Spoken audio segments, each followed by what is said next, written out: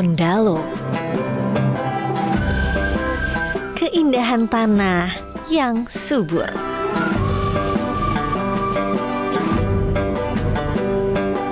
Bentang alam bagai surga.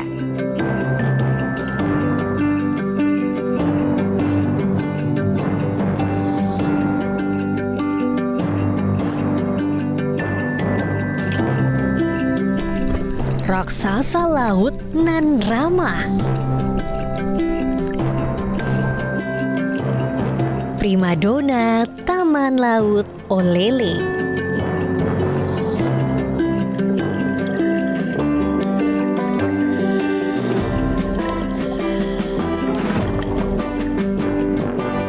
Rumah nyaman bagi lamut.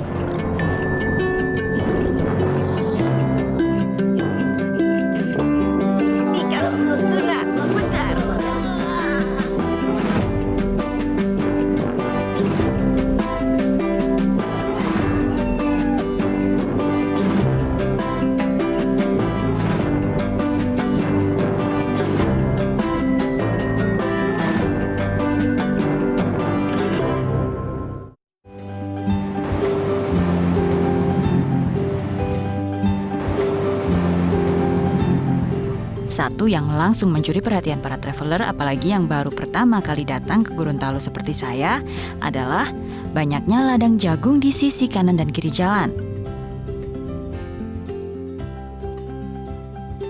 Nah, Gorontalo memang dikenal sebagai salah satu provinsi penghasil jagung terbesar di Indonesia dan dijuluki lumbung jagung Nusantara. Saya ada di tengah-tengah kebun jagung. Kalau Anda ke Gorontalo pasti akan banyak menemui kebun-kebun jagung di sini karena Gorontalo itu identik dengan jagung.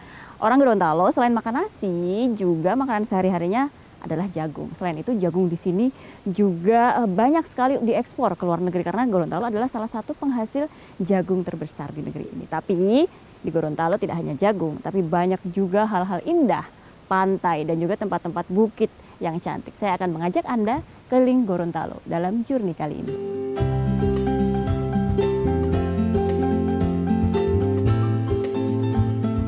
Jagung telah menjadi tulang punggung para petani di Gorontalo. Produktivitasnya terus meningkat dari tahun ke tahun. Faktor utama penentu meningkatnya hasil ladang dan pertanian di sini adalah ketersediaan sumber air sepanjang tahun. Salah satu upayanya yaitu dengan melakukan pengelolaan air seperti pembuatan bendung.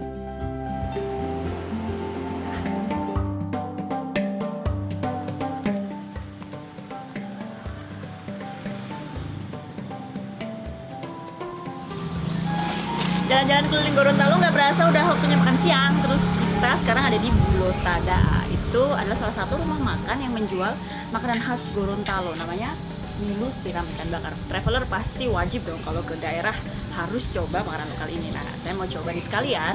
Lihat gimana sih cara meracik makanan yang unik ini. Yuk. Menjadi penghasil jagung terbesar di Pulau Sulawesi, makanan khas Gorontalo tak jauh dari hasil pertanian ini. Salah satunya Binte Biluhuta atau lebih dikenal dengan Milu Siram. Milu Siram bisa ditemui di beberapa warung di Gorontalo. Tapi yang istimewa dari warung makan ini adalah resep Milu Siramnya yang berbeda karena diturunkan dari generasi ke generasi. Saya ada di dapur warung makan Bulotada nih.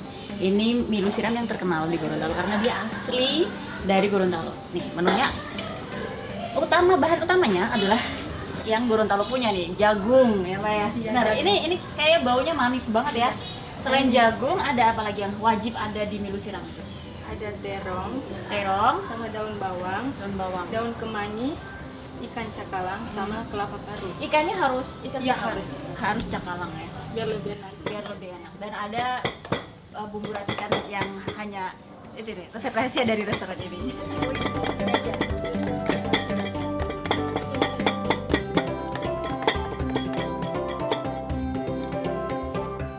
Terkenal dengan cita rasa Milu Siram yang berbeda dari tempat lain, nah saatnya saya membuktikan nih ketenaran resep Milu Siram khas rumah makan Bulotada. Udah siap saji ya Mbak ya? Ada apa aja? Pelengkapnya apa aja biasanya? Ada garam, ini fixin, sama rica. Sambal. Iya. Sambal. Rica itu rica mentah tapi ditumbuk. Sambal mentah. Oke, jadi bisa ditaruh sesukanya ya. Bisa sesuai selera. Sesuai selera. Saya kasih sambalnya. Ada juga lemonnya. Sambal lemon lagi. Terus harus pakai gorengan ini ya? Iya, partner makannya sama ini, gorengan. Saya cicip dulu ya. Iya. Nanti dicampur. Dicampurin Campur ya. dulu. Campur dulu.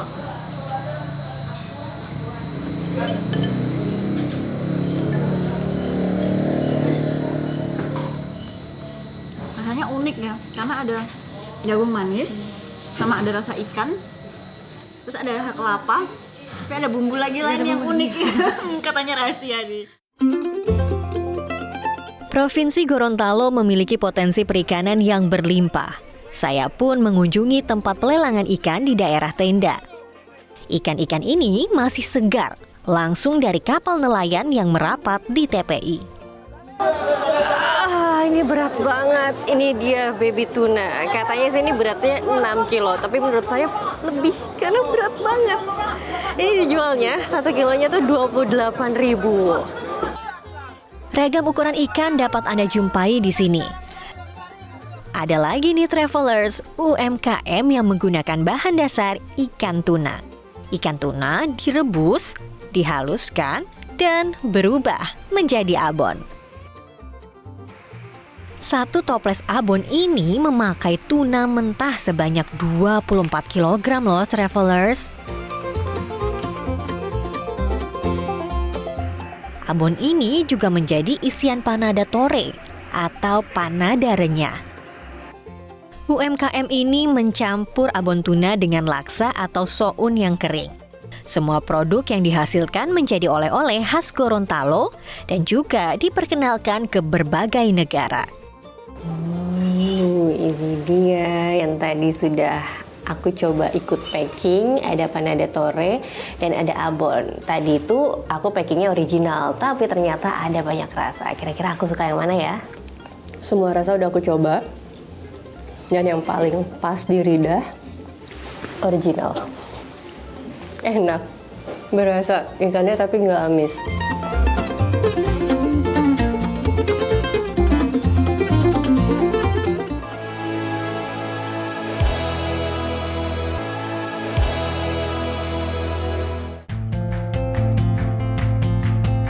Saya membuka hari dengan menikmati hawa pagi Gorontalo di Danau Limboto, danau terbesar di provinsi ini.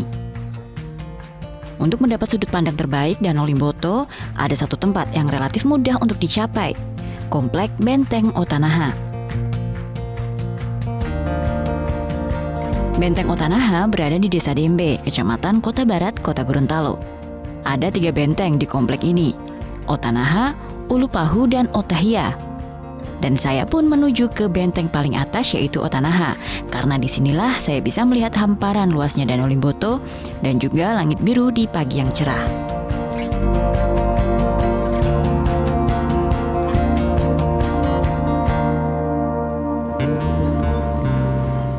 Jadi kalau ke Gorontalo ini tidak hanya laut dan pantai yang bisa Anda lihat, tapi juga ada sebuah danau, Danau Limboto yang sangat luas. Dan kita bisa melihat Danau Limboto ini secara sempurna atau bisa dengan bagus dari atas adalah dari Benteng Otanaha ini. Dan ada yang menarik dari benteng ini, katanya ini dibangun dari karang dan juga putih telur bulu maleo. Lihat. Tapi cukup kokoh sih. Bisa lah dicoba untuk lihat danau dari sini. Menurut cerita rakyat, Benteng Otanaha ini dibangun oleh Raja Gorontalo terdahulu untuk mengawasi kapal yang hilir mudik di danau, dan juga untuk mengawasi musuh Portugis pada saat itu. Benteng ini menegaskan arti penting Danau Limboto pada masanya. Permukaan danau yang dulunya luas, membentang dari wilayah Kerajaan Limutu hingga sebagian wilayah Kerajaan Gorontalo.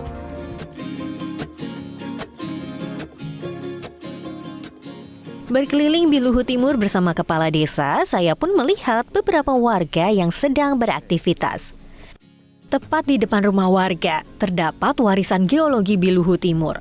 Inilah ring atol yang terbentuk dari erupsi gunung berapi bawah laut. Tumpukan lava yang dihasilkan akan membentuk terumbu karang. Pembentukan pulau atol ini memakan waktu yang sangat lama. yaitu sekitar 30 juta tahun loh travelers. Sejauh ini ring atol Biluhu Timur dengan kedalaman 20 hingga 23 meter telah diteliti dan sedang dalam proses pengajuan Geopark Nasional. Biluhu Timur memiliki luas konservasi sekitar 30 hektar dengan keanekaragaman hayati bawah laut dan juga padang lamun. Saya pun melihat di tepi pantai Biluhu Timur memang langsung terlihat padang lamun yang luasnya mencapai 1 hektar loh travelers. Lamun memiliki fungsi yang luar biasa loh travelers. Kemampuan padang lamun menyerap karbon dioksida atau CO2 jauh lebih baik dibandingkan vegetasi apapun di daratan. Dalam tiap hektar, padang lamun mampu menyerap karbon hingga 6,59 ton per tahun. Mas Rolis, ini kan kita jalan sedikit aja dari pantai udah langsung terlihat ya lamunnya. Bentuk pengelolaan yang dilakukan oleh kelompok masyarakat pengawas? Lamun yang ada di sini selalu kita ukur dan kita selalu berikan edukasi terhadap masyarakat bahwa ini perlu dijaga. Akan dilihat bentuk pertumbuhannya akan bertambah atau dia tiap tahunnya mau berkurang karena ekosistem air biasanya dia dapat berpengaruh terhadap pertumbuhan. Alhamdulillah dengan sampai 2024 lamunnya tetap bertambah semakin dengan baik gitu. Iya. Berarti menunjukkan bahwa laut di sini sehat juga. Iya. Lamun juga ternyata memiliki 3 fungsi ekologi, yaitu spawning ground, nursery ground, dan feeding ground. Jadi lamun ini memiliki beberapa fungsi baik fisik ataupun ekologi.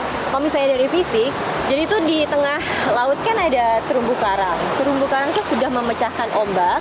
Nah, lamun ini sebagai penyambungnya lagi.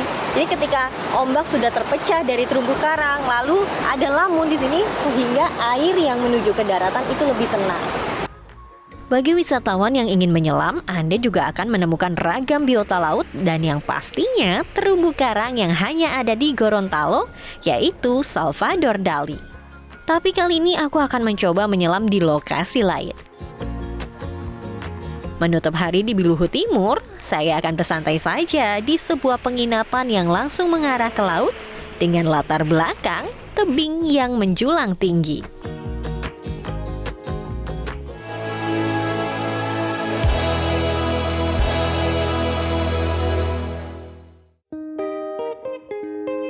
Gorontalo menjadi sebuah daerah yang memiliki ekosistem laut yang unik, seperti di perairan desa Botubarani Kabupaten Bone Bolango yang menjadi perlintasan hiu paus atau whale shark. Menariknya lagi, wisatawan bisa ketemu langsung hanya dengan jarak 20 meter saja dari bibir pantai. Jarak yang sangat dekat, bukan? Tapi namanya juga hewan liar ya, jadi nggak bisa diprediksi kapan mereka mau datang.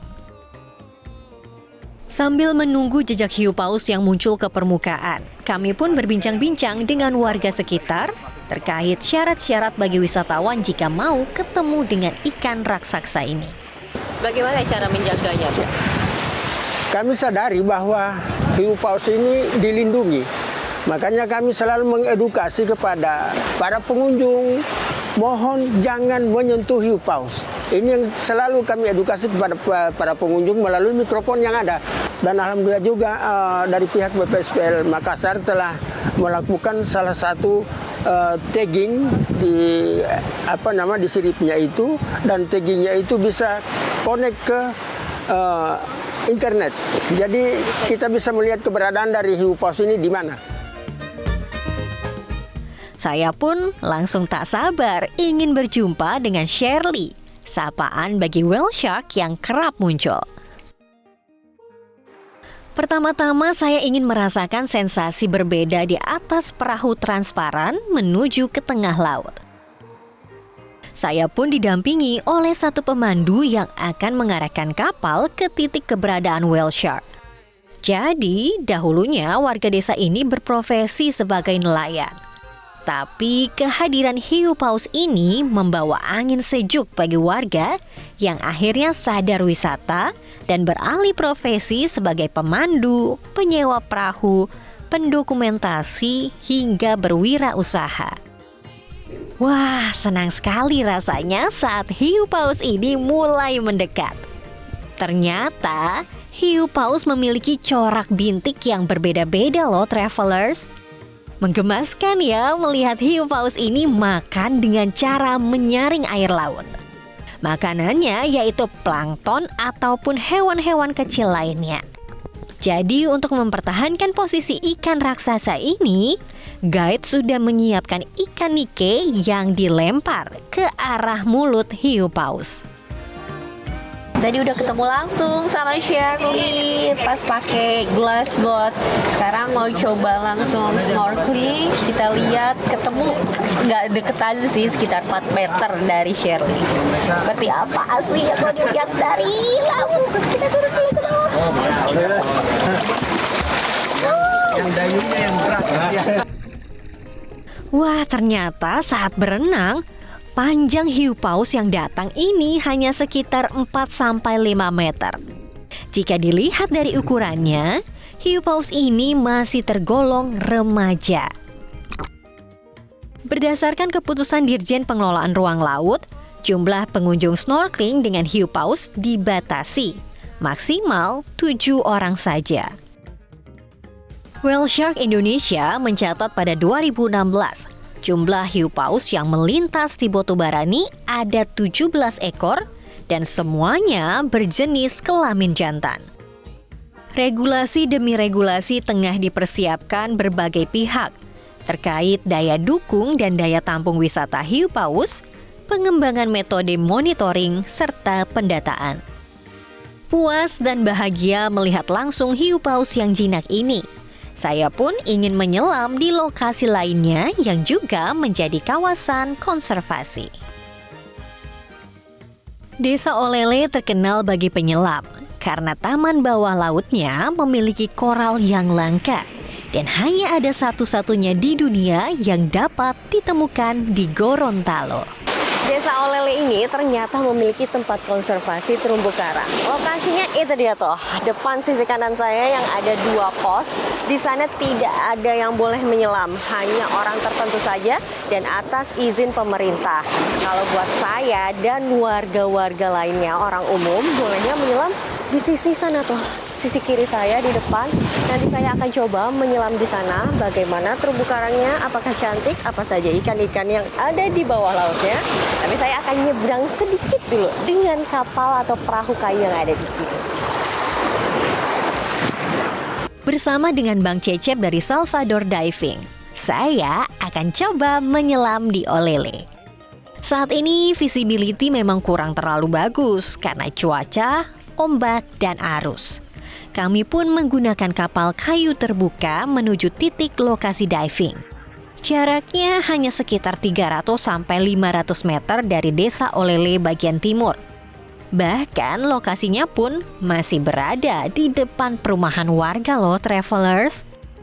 Bersama rekan-rekan penyelam, saya melakukan penyelaman di kedalaman sekitar 3-20 meter dengan ragam biota laut seperti ikan karang, beberapa jenis soft dan hard coral yang memanjakan mata.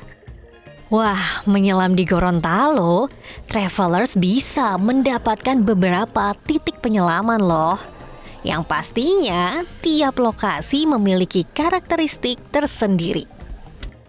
Titik kedua penyelaman bernama Jin Cave. Pada kedalaman 20 meter, penyelam pun masih akan menemukan bunga karang yang langka, Salvador Dali.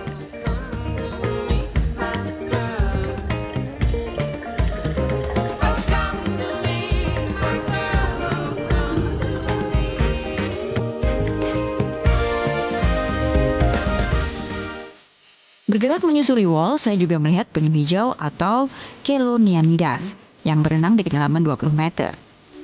Penyu hijau adalah satwa pengelana samudera yang banyak ditemukan di perairan tropis. Sebagai herbivore atau pemakan tumbuhan, penyu banyak memakan rumput laut dan alga. Namun beberapa tahun belakangan hidup satwa bawah laut terancam karena sampah. Dan di bawah laut ini pun saya menemukan sampah plastik yang tersangkut di terumbu karang. Padahal terumbu karang yang tertutup plastik selama 4 hari akan mengalami pemutihan dan kemudian mati. Matinya terumbu karang akan berdampak pada kepunahan biota laut lainnya. Nah, di kedalaman kurang dari 5 meter, mulai ditemui banyak jenis ikan di Gorontalo. Sungguh seperti surga bawah laut yang tentunya wajib untuk tetap dijaga.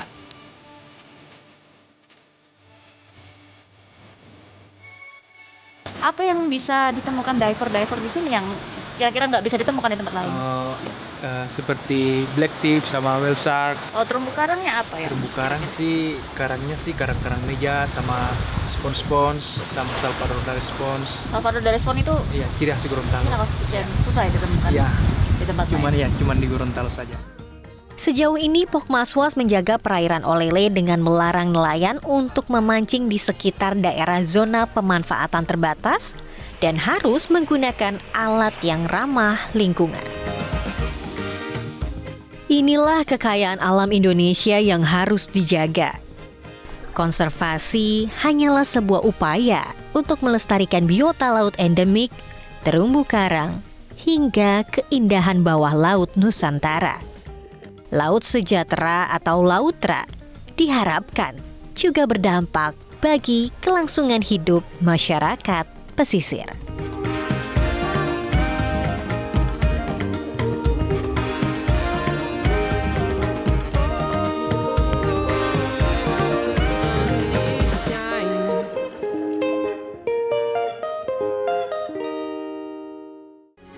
Metro TV. Jelajahi cara baru mendapatkan informasi. Download Metro TV Extend sekarang.